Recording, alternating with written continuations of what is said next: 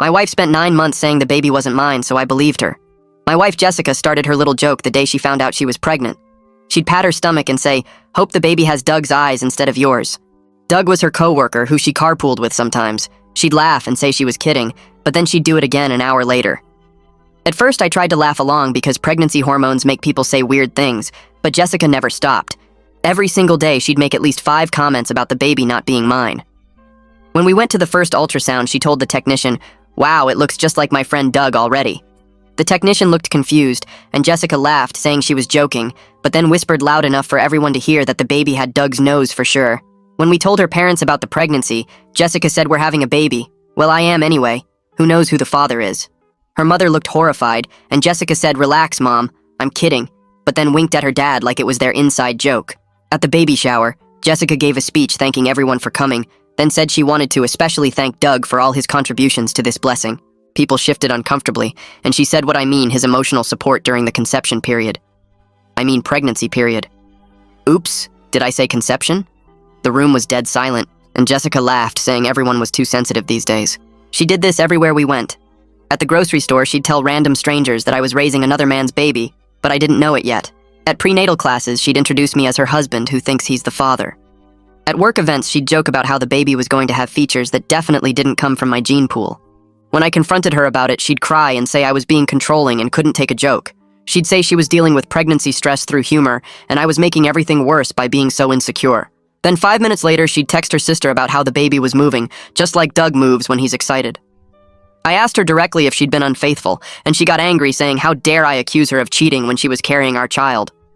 But then at dinner, she'd say things like, "Technically it's my child, you're just assuming you're involved." My friends started asking if everything was okay. My brother pulled me aside and said Jessica's behavior wasn't normal. My mother straight up asked if I needed a paternity test, but Jessica would tell everyone I was being paranoid and jealous and that she'd never been with anyone else. Then she'd immediately make another joke about Doug being the real father. The breaking point came in the delivery room. Jessica was in labor for 12 hours, and the whole time she kept saying she wanted Doug there to meet his baby. The nurses kept looking at me with pity. When it was time to push, Jessica screamed that she needed to tell me something important. She grabbed my hand and said, "The baby really isn't yours. I need you to know that before it's born." I stood up and said, "Okay, then I'm leaving." Jessica screamed, "What are you doing?" I said, "You've told me every single day for 9 months that this baby isn't mine.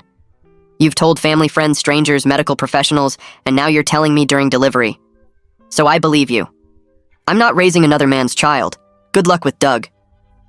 I started walking toward the door, and Jessica completely panicked. She started sobbing, saying, "Wait, no, please, I was joking. It's yours. The baby is yours, I swear." I turned around and said, "No, Jessica, you don't get to torture me for 9 months, then take it back now. You were very clear that Doug is the father.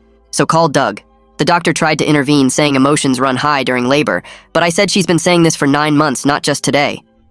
Jessica was hysterical, begging me to stay, saying she'd never been with Doug or anyone else.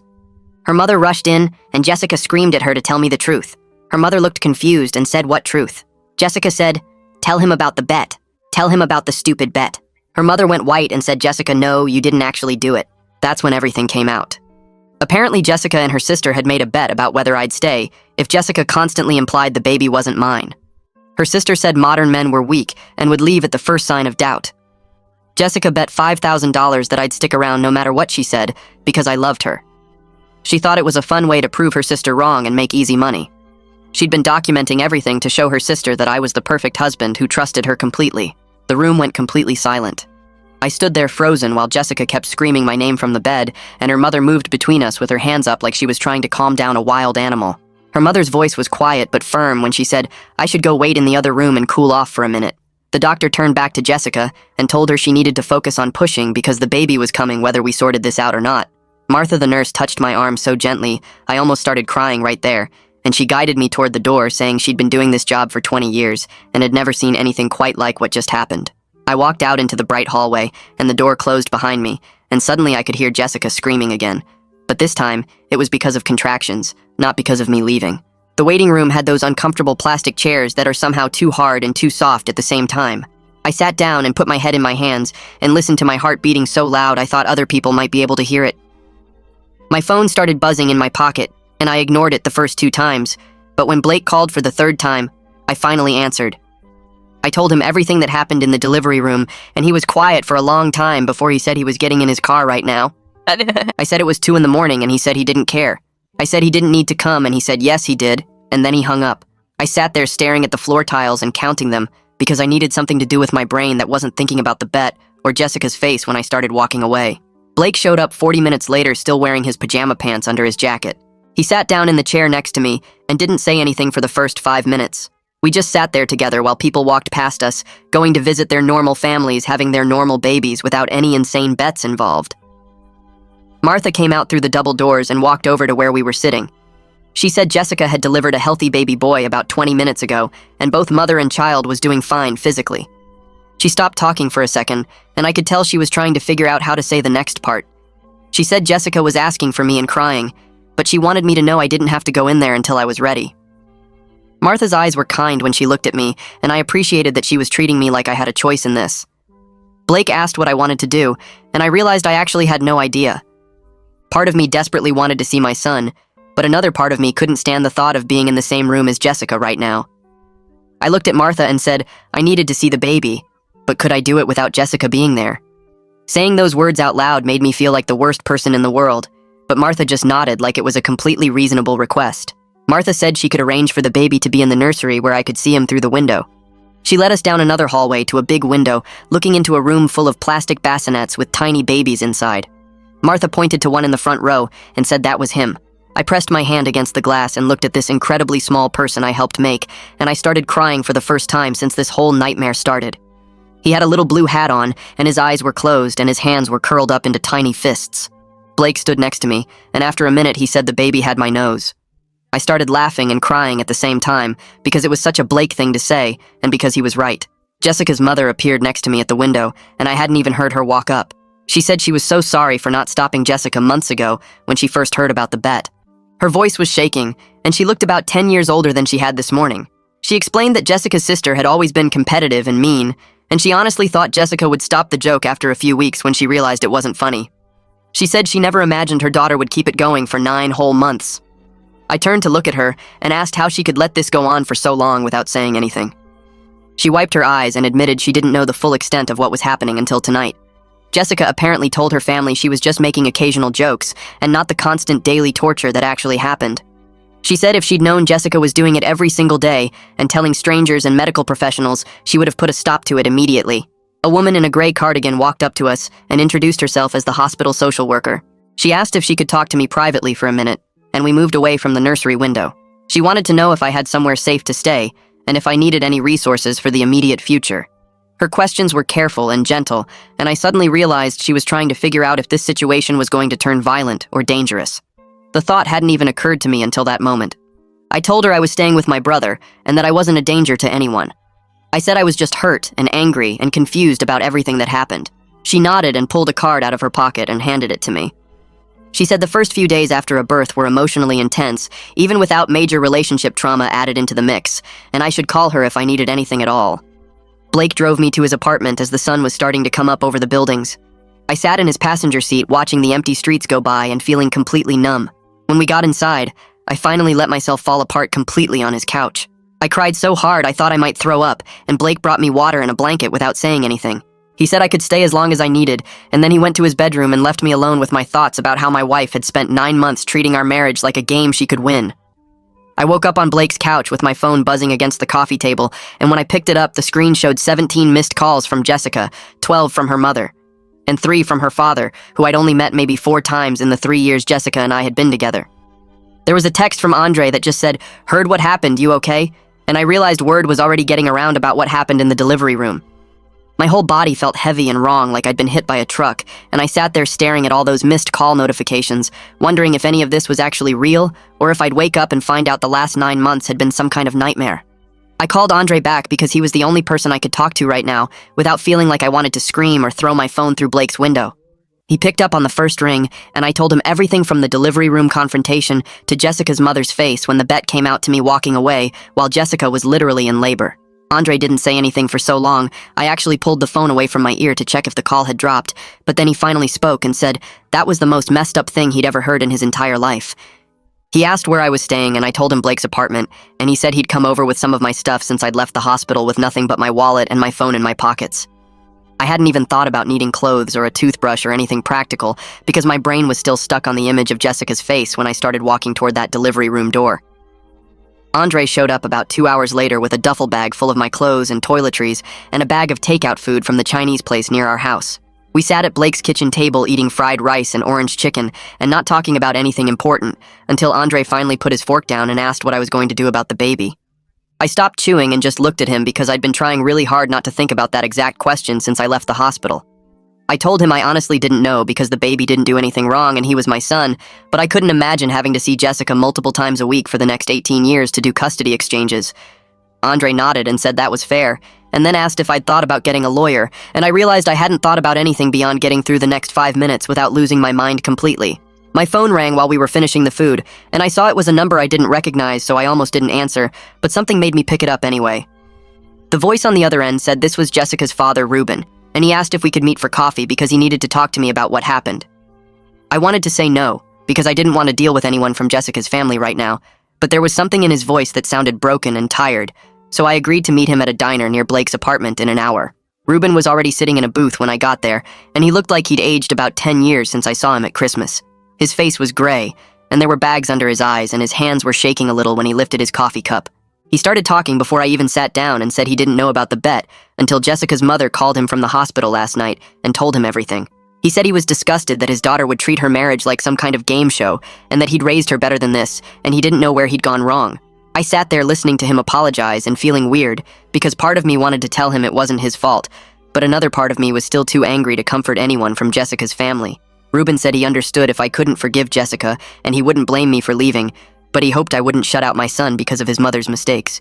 I told him I wasn't trying to abandon my son, but I needed time to process that my wife had spent 9 months deliberately messing with my head for money, and that I didn't know how to get past that kind of betrayal. He nodded like he understood, and then he reached into his jacket pocket and pulled out an envelope and slid it across the table toward me. I opened the envelope, and inside was a check for $5,000 made out to me, and I just stared at it, not understanding what I was looking at. Ruben explained that he'd gone to Jessica's sister's house that morning and demanded she give him the bet money, and now he was giving it to me as a small gesture toward trying to make things right. I felt sick looking at that check because this was what my pain had been worth to them. $5,000, and Jessica had been willing to torture me every single day for 9 months to win this money from her sister. I told Ruben I didn't want their money, but he said to take it anyway because maybe I could use it to pay for a lawyer since he figured I'd probably need one soon. I folded the check and put it in my wallet, even though touching it made my skin crawl, and then Ruben and I sat there in silence for a few minutes before he paid for the coffee and left. My phone rang again on the walk back to Blake's apartment, and this time it was a number from the hospital, which meant Jessica was calling from a hospital phone since I'd blocked her cell number. I almost didn't answer, but I picked up on the last ring and immediately heard Jessica crying so hard I could barely understand what she was saying. She was begging me to come see the baby and talk to her, and saying she knew she'd messed up, but we could fix this if I just came back. I stood on the sidewalk outside Blake's building and told her there was nothing to fix because she'd broken something that couldn't be repaired, and she started hyperventilating so badly that I heard a nurse take the phone from her. The nurse asked me very politely to please not upset the patient, and I hung up feeling guilty and angry at the same time because somehow I was the bad guy for not wanting to comfort the person who'd spent 9 months torturing me. I went back up to Blake's apartment and sat on the couch staring at Ruben's check and trying to figure out what I was supposed to do with blood money from my wife's cruel bet. Blake came home from work around 6 and found me still sitting there holding the check, and he asked what it was. I explained about meeting Ruben and how he'd gotten the bet money from Jessica's sister and was giving it to me, and Blake's face got red, and he said that was blood money, and I should rip it up right now. We argued about it with Blake saying I shouldn't take a single dollar from those people, and me pointing out that $5,000 could pay for a divorce lawyer, which was something I was definitely going to need. Blake went quiet when I said the word divorce, and I realized this was the first time I'd said it out loud, and it made everything feel more real and permanent. The next morning, my phone rang while I was still half asleep on Blake's couch, and I grabbed it without looking at the number. A woman's voice introduced herself as the hospital social worker and said she needed to discuss discharge plans for Jessica and the baby. She explained they were releasing them tomorrow and asked about my living arrangements and whether I'd be involved in custody. I sat up and felt panic spread through my chest because I hadn't thought about any of this beyond getting through each moment. She asked if I had legal representation, and I said not yet, and she told me I should probably get some soon because these situations can get complicated fast. After I hung up, I stared at my phone for a few minutes, trying to figure out what I was supposed to do about custody of a baby I'd only seen through a nursery window. Blake came out of his bedroom and asked if I was okay, and I told him about the call. He reminded me that Andre had given me a lawyer's number yesterday and said I should probably call her today before Jessica got home and made decisions without me. I found the number in my wallet next to Ruben's check and called the lawyer Andre recommended.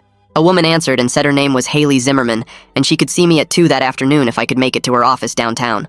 I agreed and spent the rest of the morning trying not to think about what I was going to tell her. Blake offered to come with me, but I said I needed to do this alone. Haley's office was in a building near the courthouse, and when I got there, she brought me into a small conference room with a box of tissues on the table. She asked me to tell her everything from the beginning, and I did, starting with Jessica's first joke about Doug and ending with the bet revelation in the delivery room.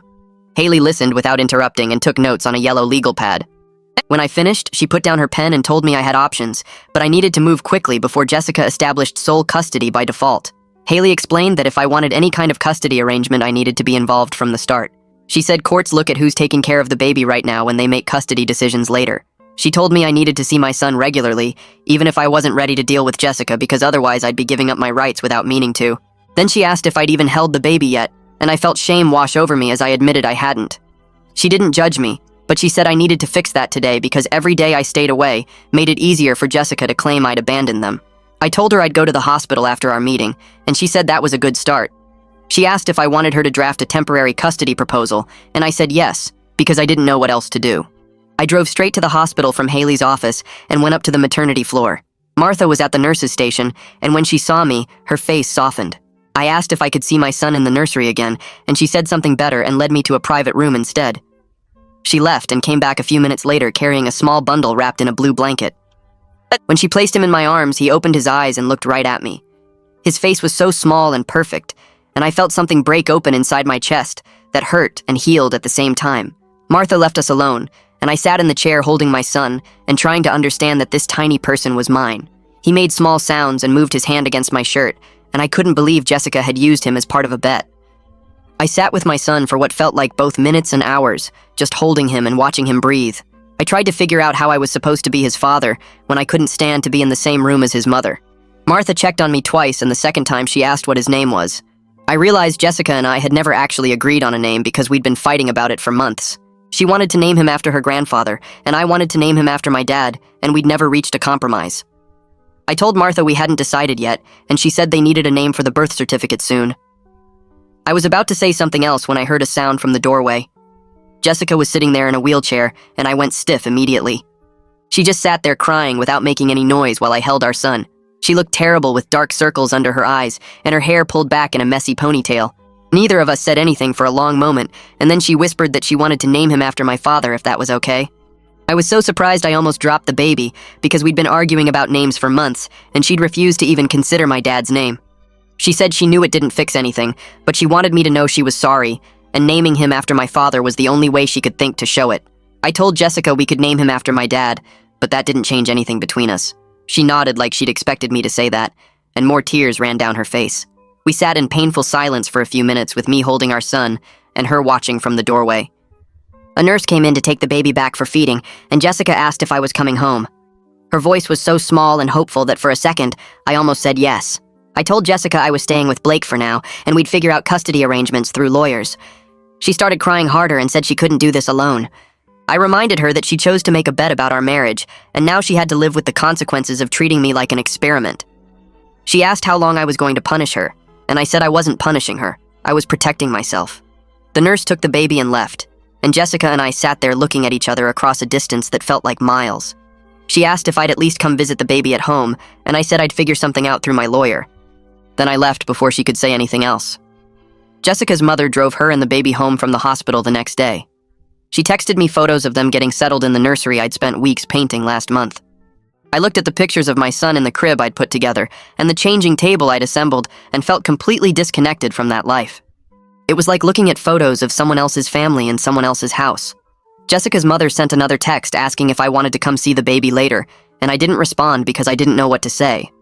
Haley called me that afternoon and said she'd drafted a temporary custody proposal. She explained it would give me regular visitation while keeping the baby primarily with Jessica since she was breastfeeding. The proposal included overnight visits once the baby was a few months old and taking him for weekends when he was older. I listened to her describe how I'd be a visitor in my son's life and felt sick. I told her it sounded practical, and she said she'd send it to Jessica's lawyer once I hired one for her. I agreed to everything because what else could I do? After I hung up, I sat on Blake's couch and thought about how I was going to be a part-time father because my wife made a bet. My son would grow up knowing his dad didn't live with him, and someday I'd have to explain why. I'd have to tell him that his mother spent 9 months making jokes about him not being mine, and I'd believed her enough to walk away. I put my head in my hands and tried not to think about all the moments I was going to miss because Jessica wanted to win $5,000 from her sister. 3 days later, I drove to the house to get more clothes because I was running out of clean stuff at Blake's place. I parked in the driveway and sat there for a minute staring at the front door that I'd walked through 1,000 times before. Everything looked exactly the same from the outside, but I knew nothing inside would ever feel the same again. I used my key and went in quietly, hoping Jessica might be asleep or at her mother's house. The living room was a mess with baby supplies everywhere and dishes stacked on the coffee table. I headed straight for the bedroom but stopped when I heard soft crying coming from the nursery. I looked through the doorway and saw Jessica sitting in the rocking chair, holding our son against her chest. She looked terrible with dark circles under her eyes and her hair pulled back in a messy knot. Her shirt had spit up stains on the shoulder and she was rocking back and forth while tears ran down her face. For just a second, I felt bad for her because she looked so exhausted and alone. Then I remembered why she was alone, and the sympathy disappeared. I turned away and went to the bedroom to pack. I pulled my duffel bag from the closet and started throwing clothes into it without really paying attention to what I grabbed. Jessica must have heard me moving around because she appeared in the bedroom doorway still holding the baby. She asked if we could talk, and I told her I was just here to get my stuff. She said she knew I was angry, but maybe we could try counseling to work through this. I kept packing and told her I didn't know if there was anything to work through. She started crying harder and said she loved me so much, and that's why she made the stupid bet in the first place. She wanted to prove to her sister that our marriage was unbreakable and that I would never leave her no matter what. She said her sister was always telling her that modern men can't handle anything and that I'd probably run at the first sign of trouble. Jessica thought she could prove her sister wrong and make easy money at the same time by showing that I trusted her completely. She kept listing all these reasons why she loves me while I shoved socks and underwear into my bag. She said I was patient and kind and always made her laugh. She said I was going to be an amazing father, and she couldn't imagine raising our son without me. She said the bet seemed harmless at first, and then she got in too deep to stop. I zipped up my bag and turned to look at her. I pointed out that she spent 9 months trying to prove our marriage was strong, and instead she broke it completely. The irony of that seemed pretty obvious to me, but apparently it hadn't occurred to her until I said it out loud. Jessica's face crumpled, and she started sobbing so hard the baby woke up and started crying too. She sat down on the edge of the bed and tried to calm him down, while tears dripped onto his little head. She admitted between sobs that she never actually thought I would leave. She said she believed I'd be hurt and upset, but that I'd forgive her eventually because that's what I always do. She said she counted on me being the person who stays no matter what, and she was so sure she'd win the bet.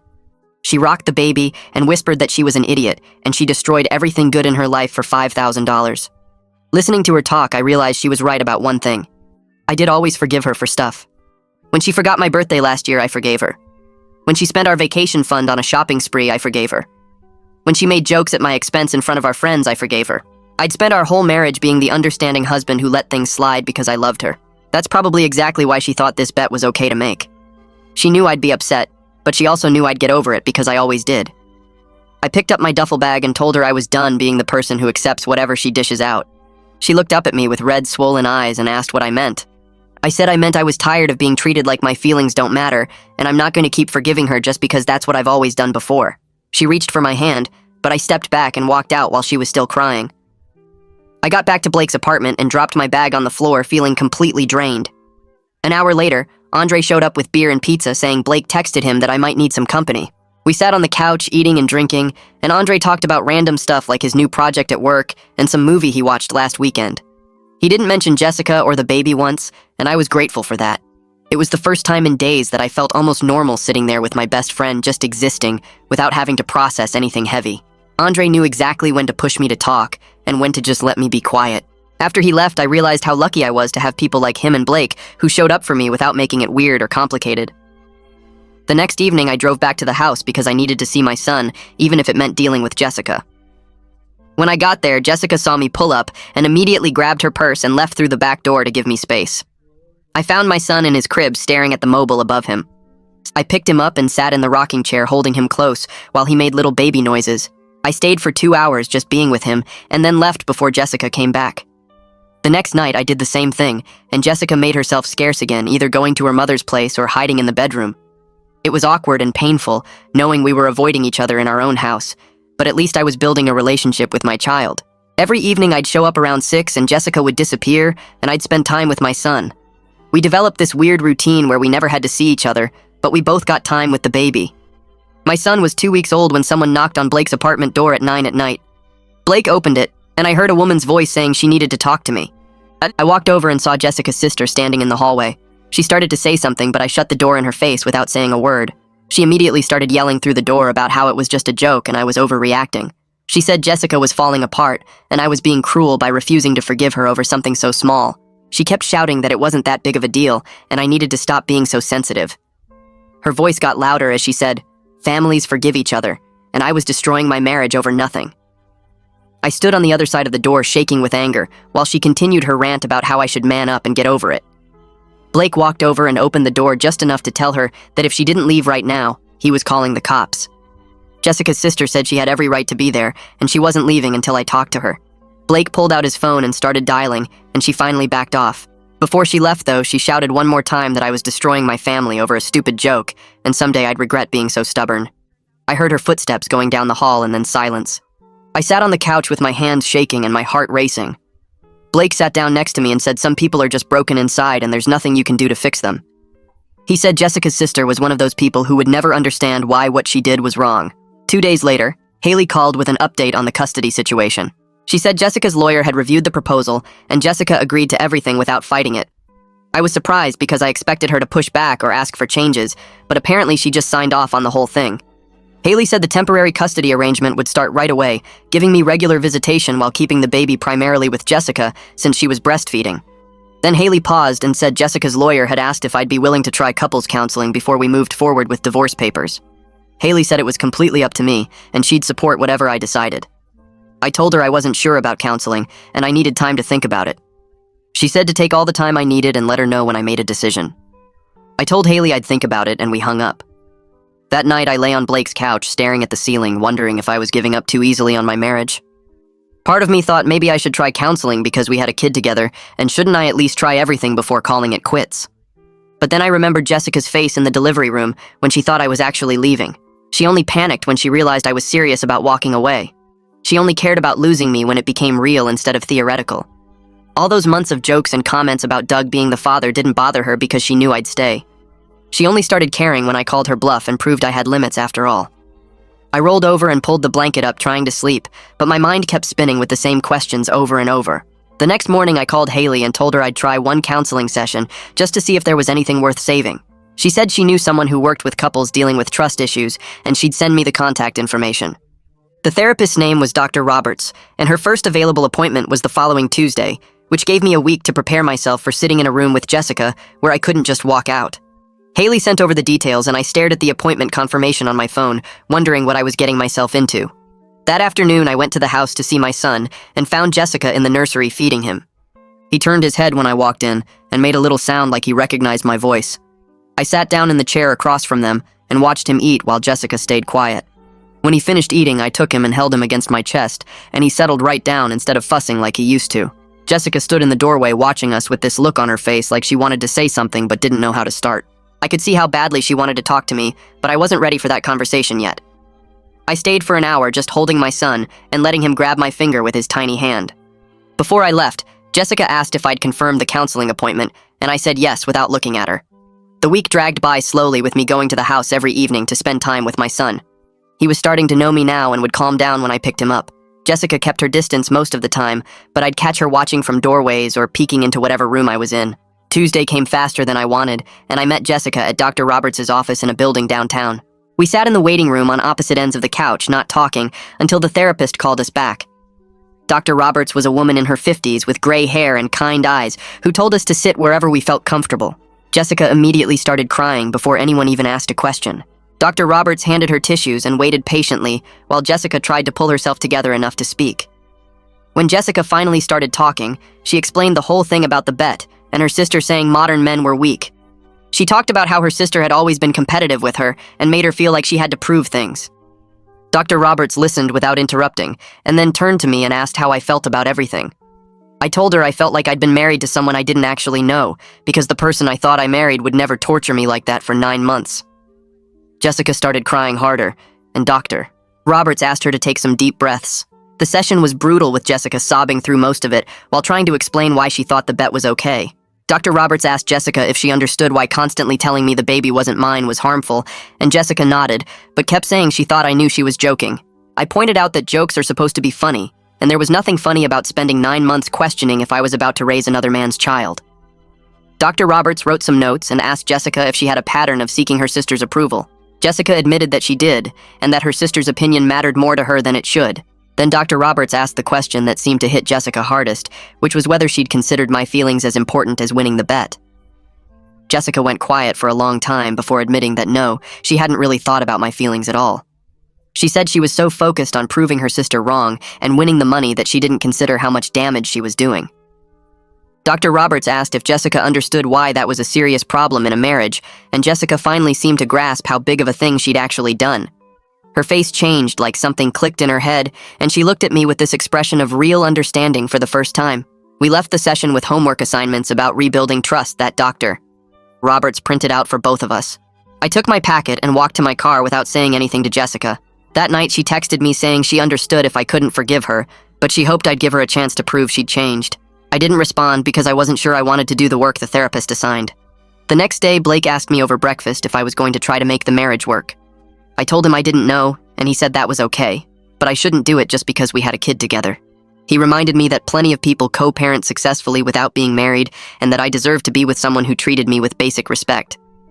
His words stuck with me for days while I went through the motions of visiting my son and avoiding real conversations with Jessica.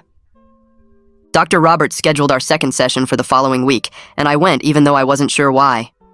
This time I told the therapist right away that I wasn't sure I could get past the betrayal, no matter how much work we did. Dr. Roberts said that was a valid feeling and asked what I needed to feel safe in the relationship again. I couldn't answer because I honestly didn't know if anything could fix what Jessica had broken. Jessica asked what she could do to make this right, and I told her honestly that I didn't know if anything could fix it. She looked devastated, but Dr. Roberts said that honesty was important even when it hurt. We left that session with more homework, but I still wasn't doing any of it. My son turned 6 weeks old, and I realized I was spending more time at the house than at Blake's apartment. Jessica and I were having actual conversations again about normal things like what the pediatrician said or when the baby last ate. The conversations were careful and stayed on the surface, but they weren't hostile, which felt like some kind of progress. One evening, Jessica showed me her phone where she'd blocked her sister completely on every platform. She said she'd also started seeing her own therapist to work on why she needed her sister's approval so desperately. I looked at the blocked contact and the therapy appointment confirmations and appreciated that she was trying, but I still wasn't sure it was enough. Part of me wanted to believe she could change, and part of me thought I was being stupid for even considering it. We went to our third counseling session, and Dr. Roberts noticed that we were sitting closer together on the couch. She asked if I was willing to move back home on a trial basis to see if we could rebuild what we'd lost. I said I'd think about it, and Jessica looked hopeful for the first time in weeks. Her whole face lit up just from me saying I'd consider it, which made me realize how low her expectations had gotten. I called Andre the next day and asked if I could come over to talk. He said sure, and when I got to his place, he had coffee ready and we sat on his back porch. I told him I was thinking about moving back home, and he listened without interrupting. When I finished, he asked if I was doing it because I wanted to, or because I felt obligated.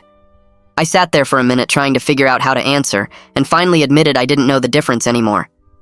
Andre nodded and said that was probably something I needed to figure out before making any decisions. He wasn't being harsh about it, but he wasn't letting me off easy either.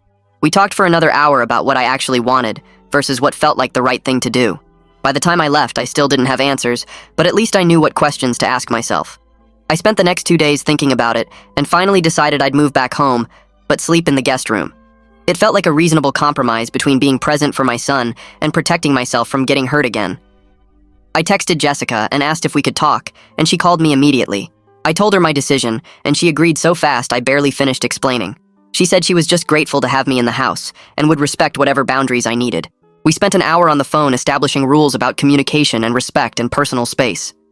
Jessica wrote everything down and said she'd print it out so we both had copies.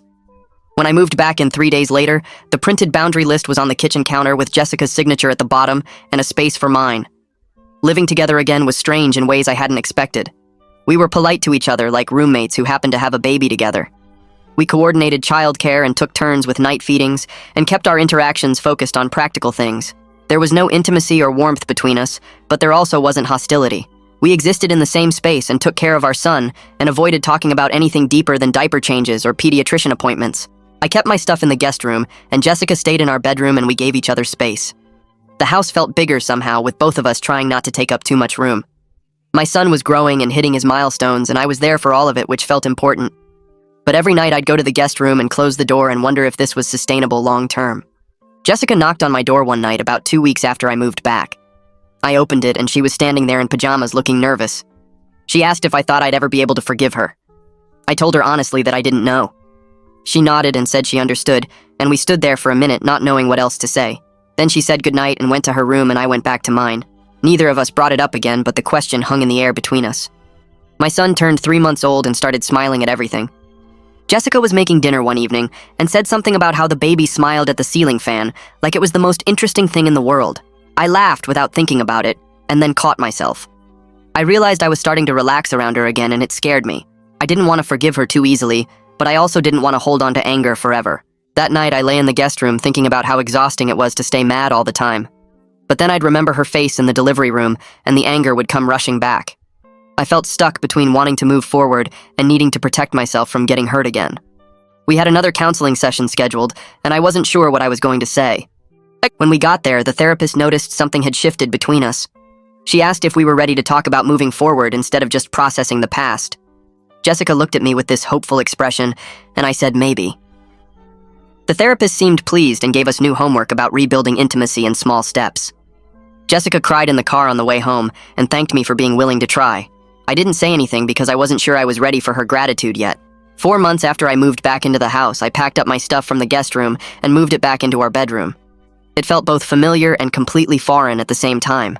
Jessica was at the grocery store with the baby, and I wanted to do it while she was gone so it wouldn't be a big production. When she came home and saw my clothes in the closet, she started crying. She put the baby in his swing and came over and hugged me and thanked me for giving her another chance. I told her we were taking this one day at a time, and she nodded against my shoulder. That night, we slept in the same bed for the first time in months, and it was awkward. We stayed on our own sides and didn't touch, and I barely slept. But it was a start, I guess. Jessica's mother came to visit the following week and asked if she could talk to me privately. We sat in the kitchen while Jessica played with the baby in the living room. Her mother apologized directly for not stopping the bet, and I could see she genuinely felt bad about it. She said she'd cut off Jessica's sister temporarily because she needed to learn that actions have consequences. I appreciated her saying it, even though it didn't change what happened. She asked if there was anything she could do to help, and I told her just keep supporting Jessica's therapy. She promised she would and gave me a hug before she left.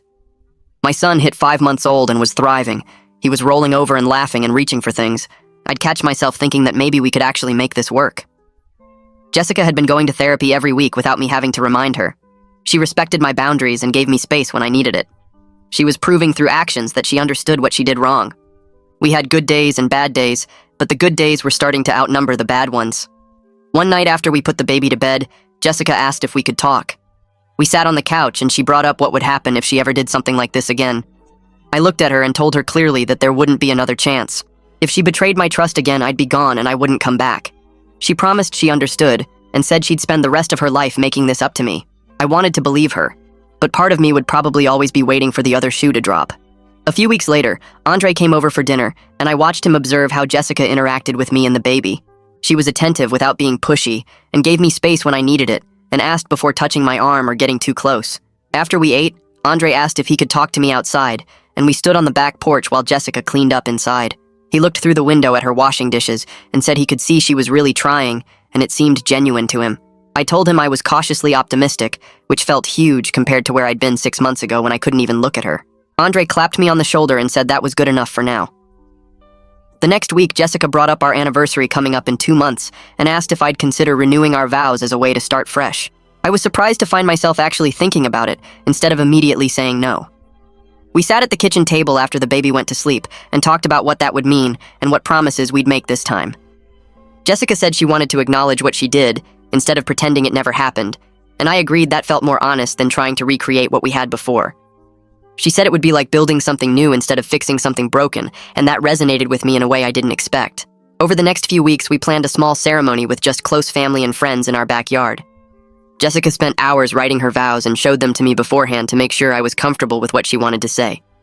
They acknowledged the bet and the pain she caused and promised to spend her life earning back my trust through actions, not just words. When our anniversary arrived and we stood in front of 20 people who knew what we'd been through, I said my vows about choosing to move forward together, and I meant every single word. 6 months after the worst night of my life, I stood holding my son while watching Jessica laugh with Blake at our vow renewal party, and I realized we were actually going to be okay. It wasn't the marriage I thought I had before, where everything seemed perfect on the surface, but was actually built on me not questioning anything. This was honest now, with all our flaws and mistakes out in the open, and that was worth more than the illusion of perfection we had before.